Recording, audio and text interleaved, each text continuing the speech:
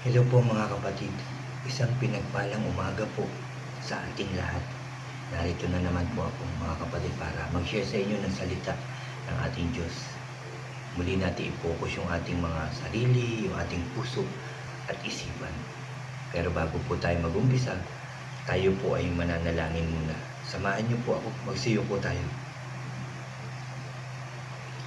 Yes Lord, Father God in heaven, aming Diyos na makapangyarihan sa lahat, aming Diyos na banal. Lord, maraming salamat. Una, sa paggising mo po sa amin ng maayos at malakas ang katawan. Salamat din Lord dahil binigyan mo na naman kami ng isang pagkakataon na magawa ang lahat. Lalo-lalo na ngayon, ang magawa ang gawaing itinuturo at inuutos mo sa amin. Ang magbasa, mag-aral at makinig ng iyong mga salita. Lord, samahan mo po ulit kami, turuan, gabayan, proteksyonan Lord, para maging maayos yung aming pakikinig ngayon ng iyong mga salita. Samahan mo rin po ako Lord, turuan at gabayan Lord, para lahat ng sasabihin ko ay galing lamang sa iyong salita o Diyos. Lord, maraming salamat sa pagkakataong ito, sa gawain ito, at kiniklaim namin na tagumpay ang aming gawain ito. Dahil narito ka sa aming kalagitnaan. Salamat po. Lord, pinupuri ka namin, pinasasalamatan, sinasamba ka namin. Sa iyo lamang ang pinakamataas na papuri at pagsamba sa tanging pangalan ng aming Panginoong Hesus. Lahat tayo ay magsabi ng Amen and Amen. At ito po ang aking channel.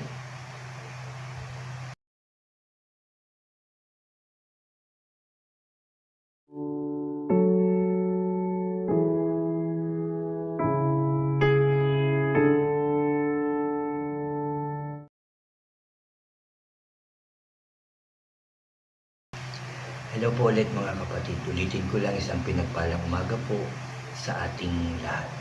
Bago tayo mag-umpisa mga kapatid, unahin ko lang po yung mga bago dyan sa aking channel na huwag niyo pong kalimutan na mag-subscribe.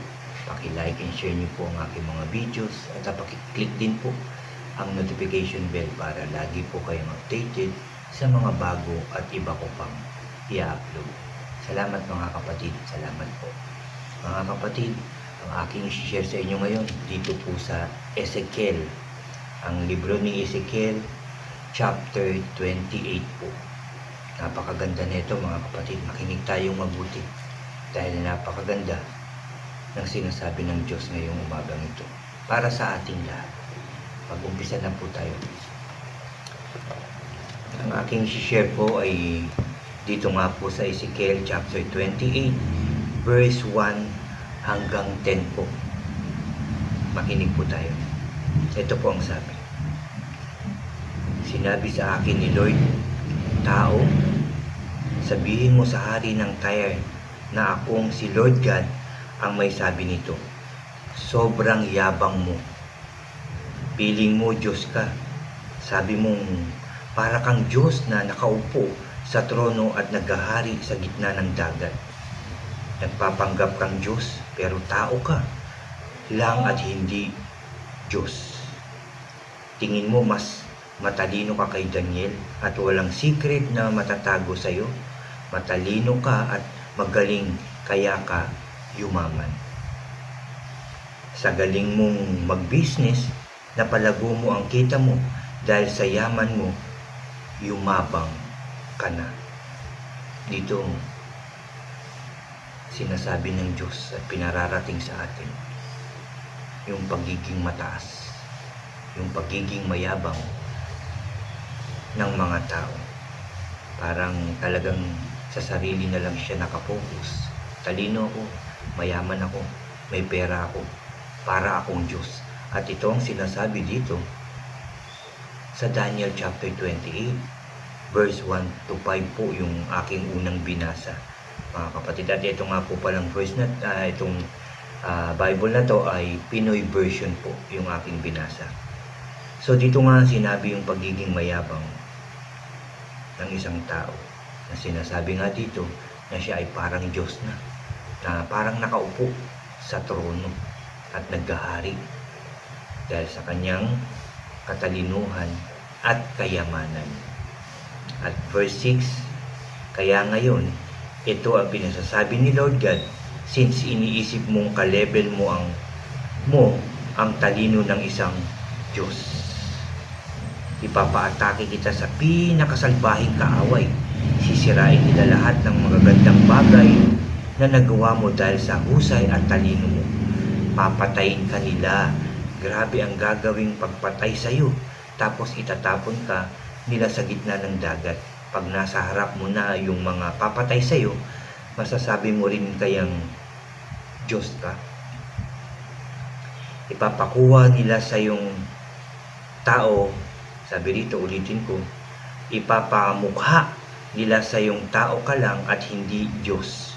Mamamatay ka na parang aso sa kamay ng mga dayuhang walang takot sa Diyos.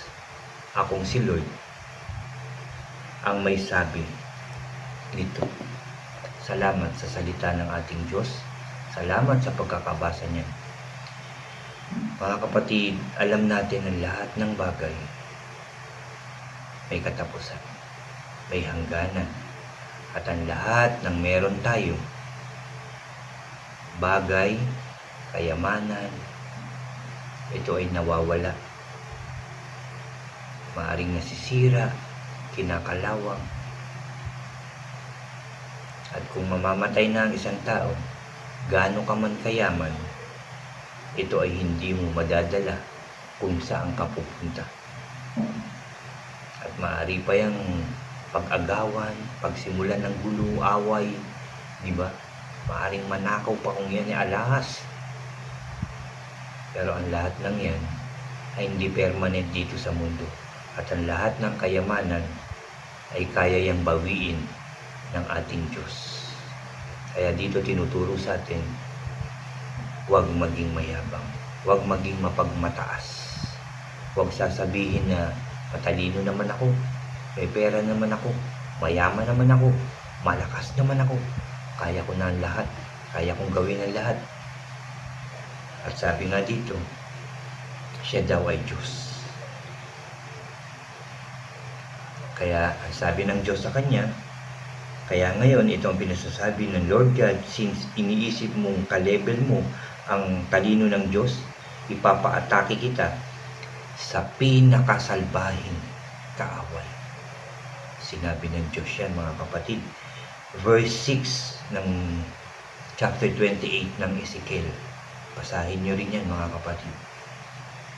At sinabi pa dito, ipapaatake kita sa pinakasalbahing kaaway, sisirain nila lahat ng magagandang bagay na nagawa mo dahil sa husay at talino mo. Papatayin ka nila.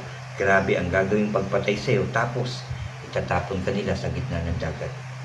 Pag nasa harap mo na yung mga papatay sa iyo, masasabi mo pa rin kayang Diyos ka.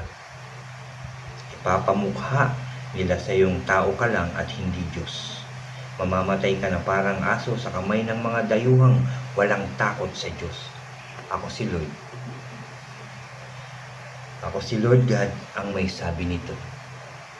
Sabi po yan dito sa verse 10.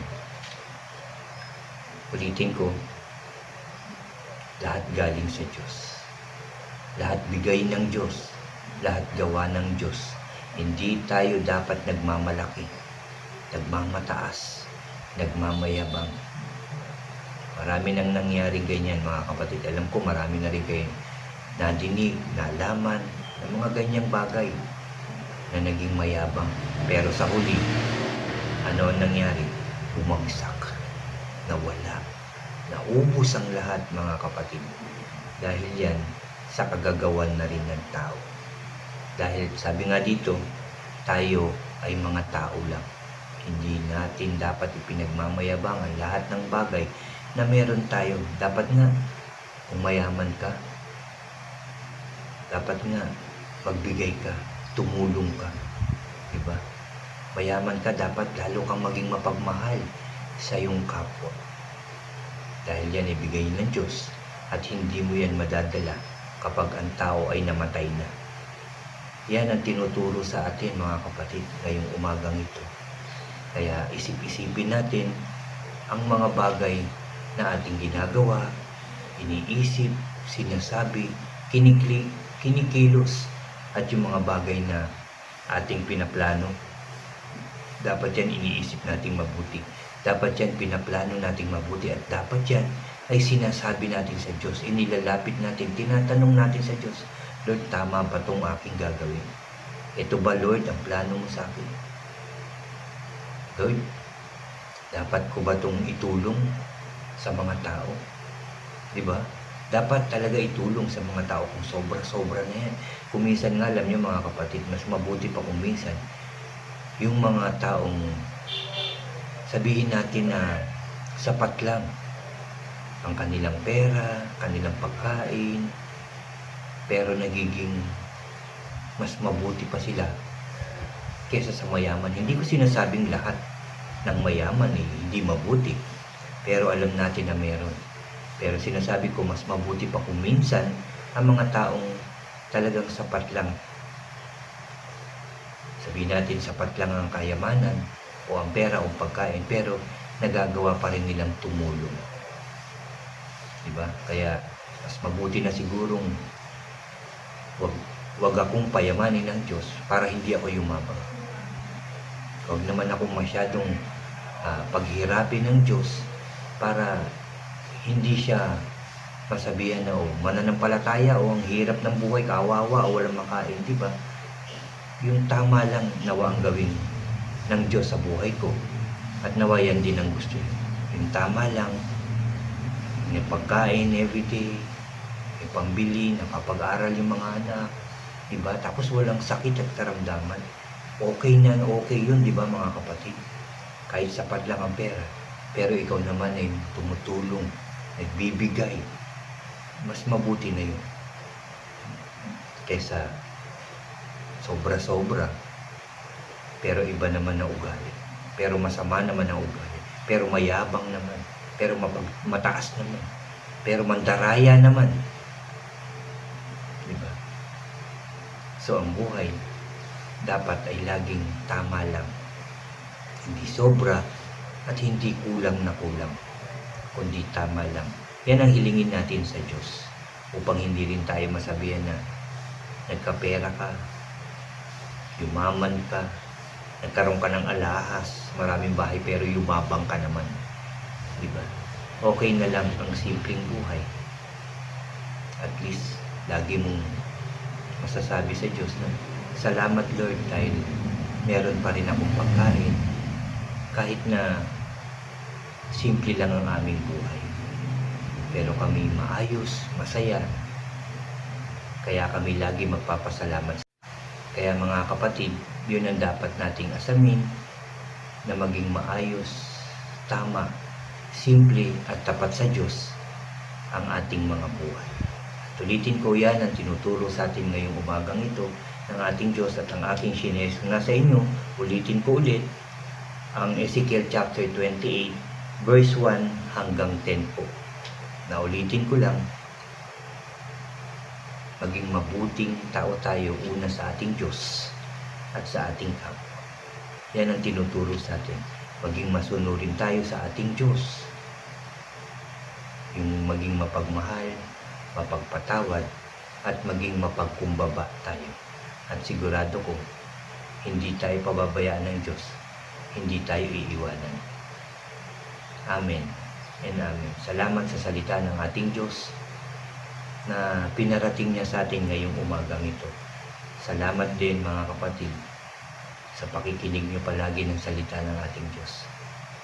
I pray na ito'y ating isinasabuhay. Muli tayong mananalangin mga kapatid. Muli tayong lalapit sa ating Diyos. Pagsiyuko tayo. Yes, Lord, Father God in heaven, pinupuri ka namin, pinasasalamatan, sinasamba ka namin. Lord, salamat sa umagang ito sa iyong salita na aming nadinig, napag-aralan, nabasa, natutunan na naman ngayong umagang ito. Salamat sa paalala mo sa amin, Lord God, na anuman ang meron kami, huwag kami maging mayabang. Huwag kaming maging madakot. Dahil ito ay galing sa iyo, bigay mo to sa amin, Lord. Marapat lang na ito rin ay i-share namin sa ibang tao, lalo-lalo na sa mga nangangailangan. Turuan mo kaming, Lord, tunay, yung totoong maging mabuting tao, mapagmahal, mapagpatawad, at maging mapagkumbaba kami, Lord. At lahat po kami, lalo-lalo na po ako, Lord, maging masipag sa pag-share po ng iyong salita. Lord, maraming salamat. Marami na naman kaming natutunan ngayong umagang ito. Na Lord, I pray na maging simple lang ang aming buhay upang ikaw ay mapapurihan ng mga tao.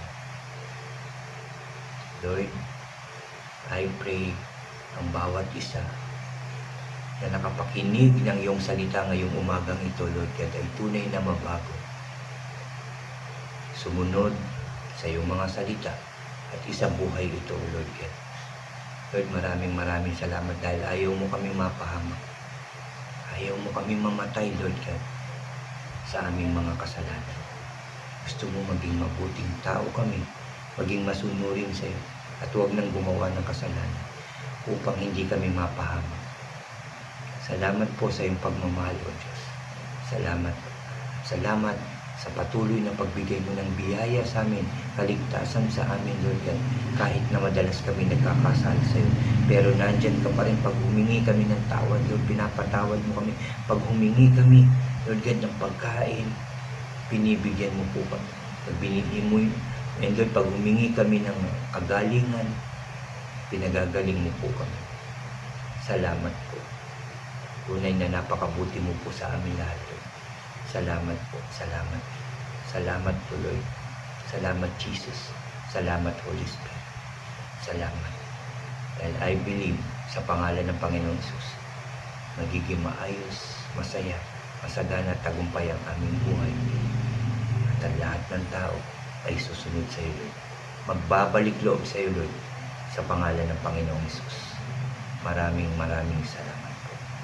Salamat po, Lord, dahil nagtagumpay na naman ang aming gawain, dahil kasama ka na. Hanggang sa susunod, Lord, muli mo kaming samahan, turuan at gabayan sa pangalan ng Panginoon Jesus. Thank you, Lord. Pinupuri ka namin, pinasasalamatan, sinasamba ka namin. Sa iyo lamang ang pinakamataas na papuri at pagsamba. Sa tanging pangalan ng aming Panginoong Jesus, lahat tayo ay magsabi ng Amen and Amen.